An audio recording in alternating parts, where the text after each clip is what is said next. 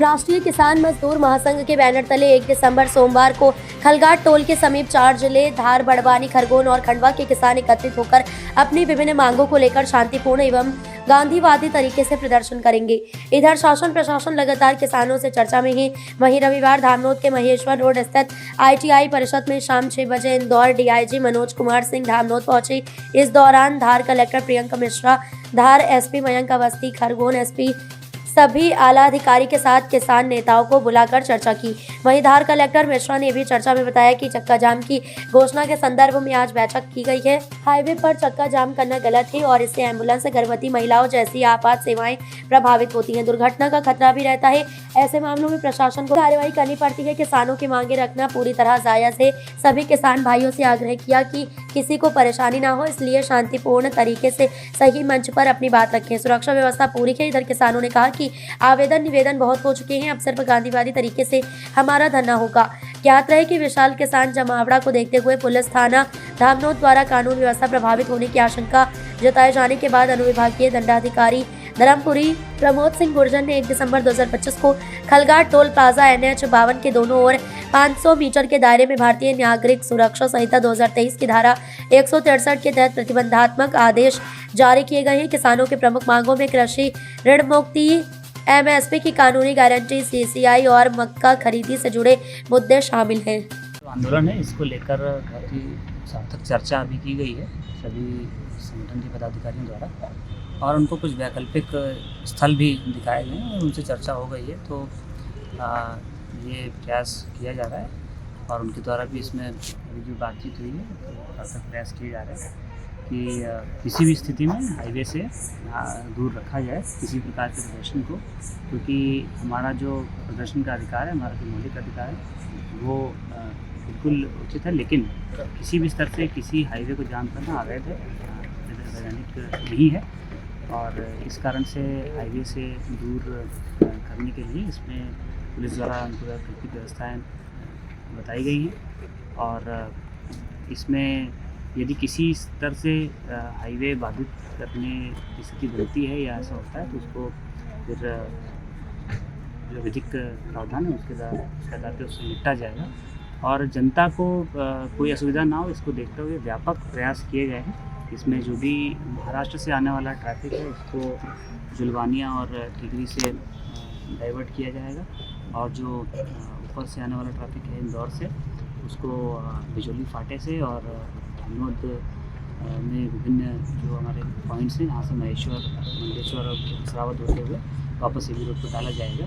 इसके साथ ही जो लंबी दूरी के जो जाने वाले चालक हैं, जाने वाले हैं, उनको सीधे मानपुर से हम लोग सरदारपुर होते हुए कुक्षी होते हुए बड़वानी में भी डाइवर्ट करेंगे, और यदि महाराष्ट्र जाना है तो बदनावर होते हुए रतलाम जावरा के मार्ग से एक्सप्रेसवे से जा सकते हैं। जनता को कोई असुविधा ना हो इसको लेकर पुलिस प्रशासन मुस्तैद है। हमने जगह जगह साइनेज भी लगाए हैं, जगह जगह पुलिस व्यवस्था रहेगी। लेकिन हमारा प्रथम प्रयास ये है कि हमारा किसान भाइयों से भी ये अनुरोध है कि हमारे संवैधानिक हम रूप से हम अपना जो भी बात है उसको रखें और अपने अधिकारों के पालन में हम किसी के अधिकार का अतिक्रमण ना करें। हाईवे पे सुरक्षित और निर्बाध रूप से चलना सभी का एक मौलिक अधिकार है। ठीक है। देखिए, मजदूर महासंघ संगठन के द्वारा जो कल खलघाट पे चक्का जाम का आह्वान किया गया है, उस संदर्भ में आज हम लोगों ने मौके पे बैठक लिया है यहाँ पे, और स्पष्ट रूप से ये बताया है कि हाईवेज़ पे चक्का जाम करना किसी भी प्रकार से अपने विरोध को प्रकट करने का सही तरीका नहीं है। इस संबंध में जो जिला प्रशासन द्वारा आदेश जारी किए गए हैं 163 भारतीय न्याय संहिता के, वो भी उससे भी हमने अवगत कराया।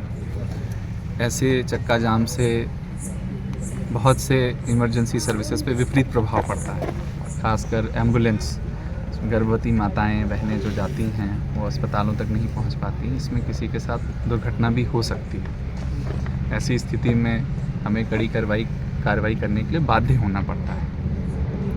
उसके साथ ही साथ हमने इस बात को भी स्पष्ट किया, किसानों की मांग को लेकर के अपनी बातों को रखना बिल्कुल जायज़ है और ज़िला प्रशासन उसका पूरा उसमें सहयोग और समर्थन करने के लिए तत्पर है। इसीलिए इस पूरे कार्य को करने के लिए एक वैकल्पिक वेन्यू के रूप में ITI का इस परिसर को भी हमने उनको बताया और हमने और भी विकल्प उनके समक्ष में रखे हैं जो हमने उनसे चर्चा किया है। मेरा फिर से सभी किसान भाइयों से यही आग्रह रहेगा कि ऐसा कोई भी कार्य ना करें जिससे आप ही के घर की किसी बहन बेटी को इस जाम में फंसना पड़े और उनके साथ कोई उनके जान माल का कोई खतरा उत्पन्न हो सके। इसलिए जनतांत्रिक तरीके से सही फोरम पे अपनी बात को रखें। प्रशासन, चाहे धार ज़िले का प्रशासन हो और आसपास के ज़िलों के सभी ज़िला प्रशासन निरंतर किसानों की बात को सुन रहे हैं और उचित माध्यम से शासन तक उस बात को रख भी रहे हैं।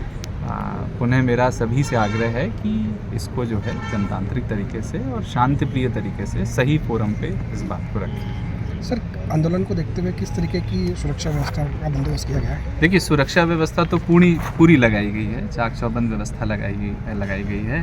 पुलिस अधीक्षक महोदय द्वारा भी सभी चेक पॉइंट्स पे, पिकेट पॉइंट्स पे भी नामजद व्यवस्था लगाई गई है। प्रशासन द्वारा भी एग्जीक्यूटिव मजिस्ट्रेट, कार्यपालिक मजिस्ट्रेट्स की पूरी व्यवस्था लगाई गई है। बट हमारे लिए जो सबसे बड़ी जो चीज़ होती है कि हमारे किसी भी व्यवस्था को एक लाठी भी ना उठानी पड़े, वही उसी में हम उसी को अपनी कामयाबी मानते हैं और हम उसी के लिए सभी से निरंतर संवाद कर रहे हैं। व्यवस्था तो जनहानि को बचाने के लिए ही लगाया जाता है और कहीं ना कहीं ये विषय जो तथाकथित हैं अगर वो किसानों से जुड़े हुए हैं तो उसको जनतांत्रिक तरीके से ठीक सर, ठीक है। लाल पाटीदार, मध्य भारत मालवा निमाड़ प्रांत संगठन मंत्री, राष्ट्रीय किसान मजदूर महासंघ। अच्छा, अभी आपकी एक बार फिर से प्रशासन से चर्चा हुई, क्या कुछ बातचीत हुई? प्रशासन ने एक तो बात करने में बहुत लेट कर दिया। लगातार 5 अगस्त से लगे हुए हैं। एक पूरी फाइल है हमारे पास और चाहे कपास हो, चाहे सोयाबीन हो, चाहे मक्का या समर्थन मूल्य, सब में लूटपाट। इसलिए राष्ट्रीय किसान मजदूर महासंघ ने 10 नवंबर का कॉल दिया था। 5 नवंबर को सारी बातें हो चुकी थी, उसके बाद भी कोई बात नहीं बनी। इसलिए प्रशासन को हम एक बात चेतावनी भी देना चाहते हैं कि वो किसी प्रकार की शक्ति ना बरते। एक दूसरा, हमको तो टोल के पास में जो भी जगह देखे वहाँ पर स्थान दे। हम वहाँ अपनी बात रखना चाहते हैं शांतिपूर्ण तरीके से, गांधीवादी तरीके से, और हमारी बात को सुना जाए, ऐसी बात है। केवल बात से ख़त्म किया नहीं जाएगा। अब किसान जाग चुका है। कल कितने किसान का आंदोलन का आने में कहाँ से आ रहे हैं? किसान 4 जिलों के हैं। काफ़ी आह्वान किया है, किसान आएंगे, किसान अपनी बात रखेंगे। क्या प्रशासन की तरफ से कोई दबाव बनाया गया अभी? शासन प्रशासन दबाव क्या, अभी तो बात अच्छी चल रही है, सौहार्दपूर्ण चल रही, मगर जैसे जैसे दिन घंटे होंगे तो वो अपना सुर पलटाते हैं। तो हमको सुर बांधते आता है। इसलिए शासन प्रशासन ये न समझे हम कानून से कानून पालन करवाने की बात कर रहे हैं।